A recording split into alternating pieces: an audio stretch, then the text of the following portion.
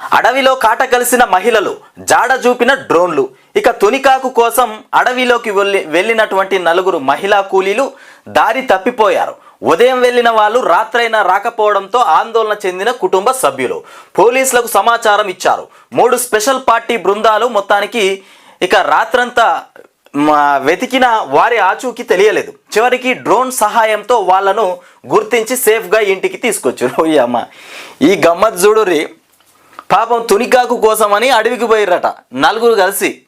ఇక బతుకు తెరువు కోసం అట వాళ్ళకు ఉపాధి అదే ఉన్నట్టున్నది. తునికాకు కోసమని నలుగురు కలిసి అడవికి పోయిర్రట.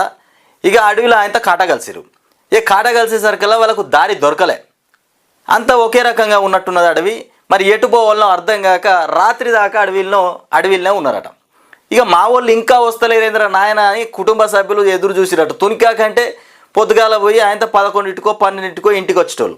రాత్రైనా వస్తలేరు. ఇదేంది గమ్మత్ అయిపోయింది. మరి మా వాళ్ళు ఎక్కడ బాగిరి అని పోలీస్ స్టేషన్లోకి పోయి కంప్లైంట్ ఇచ్చిరట. ఈ అక్కడ నుండి స్పెషల్గా కొన్ని బృందాలు వచ్చి వెతుకులాట కొనసాగించారట. అయినా దొరుకుతలేరట. మరి వీళ్ళు ఎక్కడ పోయిర్రు? మరి వీళ్ళ ఆచూకి ఎట్లా దొరకాలని ఏకంగా డ్రోన్లను పంపించిరట. ఇక ఇది పెద్ద పని. పోలీసు వాళ్ళకు పెద్ద పని పెట్టిరు. తునికాకు పోయిన వాళ్ళు మంచిగానే ఉన్నారు కానీ ఇంటికాడ ఉన్న వాళ్ళని చక్కెర చేపించారు. పోలీసు వాళ్ళని ఆగం పట్టించారు. నలుగురు మహిళలట.